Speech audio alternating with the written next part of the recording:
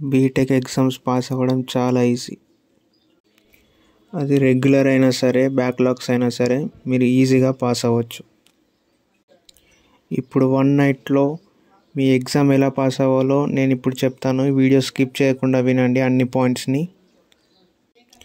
First point, మీ దగ్గర ఎగ్జామ్కి సంబంధించిన స్పెక్ట్రమ్ లేదా నోట్స్ ఏది ఉందో చూసుకోండి. లేకపోతే మీ ఫ్రెండ్స్ని అడగండి పంపమని, ఎందుకంటే అది ఇంపార్టెంట్. మీకు ఏవి టాపిక్స్ ఇంపార్టెంటో చూసుకోండి. సెకండ్ వచ్చేసి, ఇంకా మీకు జస్ట్ 2 గంటల ప్రిపరేషన్ సరిపోతుంది ఒక నైట్కి. ఒక పేపర్ తీసుకొని మీ సబ్జెక్ట్లో ఉన్న మెయిన్ టాపిక్స్ అన్నీ అందులో రాసుకోండి. జస్ట్ ఒక 7 టాపిక్స్ సెలెక్ట్ చేసుకోండి 5 చాప్టర్స్ నుండి. థర్డ్ పాయింట్, ఆ 7 టాపిక్స్ మొత్తం చదవకండి. ఓన్లీ మెయిన్ పాయింట్స్ మాత్రమే చదవండి అందులో 7 టాపిక్స్ నుండి. టాపిక్ పేరు చెప్తే దాని యూజ్ ఏంటో మీకు తెలిస్తే చాలు, అది ఎలా వర్క్ అవుతుంది అని. ఓకే. ఫోర్త్ పాయింట్, డయాగ్రామ్స్ ఏమైనా అందులో ఉంటే ఖచ్చితంగా నేర్చుకోండి. సబ్జెక్ట్లో 5 డయాగ్రామ్స్ తెలిసినా సరిపోతుంది ఆ సబ్జెక్ట్ గురించి మీకు. ఫిఫ్త్ పాయింట్, మెయిన్ పాయింట్ ఏంటంటే మీరు రిలాక్స్గా ఉండండి ముందు. మీ దగ్గర ఎలాగో నైట్ మీరు 9కి స్టార్ట్ చేసినా కూడా 2 అవర్స్ ప్రిపరేషన్ సరిపోతుంది మీకు రేపు పొద్దున ఎగ్జామ్ రాయడానికి. ఎలా చదవాలంటే మీరు 15 మినిట్స్ చదవండి, తర్వాత ఒక 5 మినిట్స్ బ్రేక్ తీసుకోండి. మీరు ఒకేసారి 2 గంటలు కూర్చొని చదవారంటే మీకు ఏమీ గుర్తుండదు ఎగ్జామ్ టైంలో. ఎలా అంటే 15 మినిట్స్ చదువుకోండి, ప్రిపేర్ అవ్వండి, తర్వాత 5 మినిట్స్ రెస్ట్ తీసుకోండి. అలా అయితే మీకు అన్నీ బాగా గుర్తుంటాయి. మళ్ళీ 5 మినిట్స్ బ్రేక్ తీసుకున్న తర్వాత మళ్ళీ ఒక 15 మినిట్స్ కంటిన్యూగా చదవండి. ఇలా మీకు చాలా బాగా గుర్తుంటాయి. ఎగ్జామ్ టైంలో రాసేటప్పుడు కూడా మీకు అన్నీ గుర్తొస్తాయి రాసేటప్పుడు. ఇలా చదివిన తర్వాత రిలాక్స్గా పడుకోండి. ఓకేనా. ఎగ్జామ్ రోజు తిని ఎగ్జామ్ రాయడానికి వెళ్ళండి. 7th పాయింట్ ఏంటంటే, అరగంట ముందే ఎగ్జామ్ సెంటర్కి వెళ్ళి మీ సీటింగ్ ఎక్కడుందో ముందు చూసుకోండి. మెయిన్ ఇంపార్టెంట్ వచ్చేసి మీ దగ్గర blue pen, black pen, pencil, sharpener, eraser, scale ఇవి ఖచ్చితంగా మీ దగ్గర పెట్టుకోండి. ఎందుకంటే మీరు ప్రిపేర్ అయి ఉన్నారు ఆల్రెడీ. చాలా నీట్గా రాసేయండి అంతే ఎగ్జామ్ మీరు. 8th పాయింట్ వచ్చేసి, మీకు మిగిలిన టైం ఏదైనా వేరే టాపిక్ చూడండి. మార్నింగ్ ఒకవేళ మీరు తొందరగా వెళ్ళుంటే మీకు టైం ఉంటే కనుక వేరే టాపిక్స్ చూడండి. ఎగ్జామ్ హాల్లోకి వెళ్ళి రిలాక్స్గా కూర్చోండి. ఒక 10 మినిట్స్ ముందే వెళ్ళండి ఎగ్జామ్ హాల్లోకి. బుక్లెట్ తీసుకొని మార్జిన్స్ కొట్టండి, డబుల్ మార్జిన్స్ కొట్టండి. బుక్లెట్ నీట్గా ఉండేలా చూసుకోండి.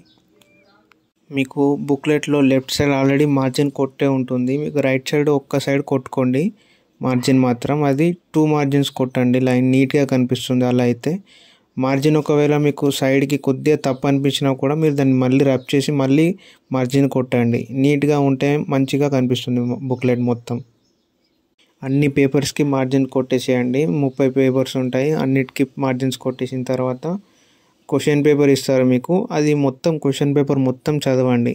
అందులో మీకు తెలిసినవన్నీ టిక్ చేసి పెట్టుకోండి. మీరు ఏదైతే మీకు ఐడియా ఉంటుందో అవన్నీ టిక్ చేసి పెట్టుకోండి. కొన్ని క్వశ్చన్స్లోనే ఆన్సర్స్ కూడా ఉంటాయి, అవి చూసుకోండి. నెక్స్ట్ ఇంకా చాలా ఇంపార్టెంట్ పాయింట్ ఏంటంటే, ఫస్ట్ ఆన్సర్ మీరు ఏది రాస్తారంటే మీకు బాగా వచ్చింది రాయండి. డయాగ్రామ్ తెలిసింది కనుక ఉంటే ఫస్ట్ డయాగ్రామ్ వేసేయండి.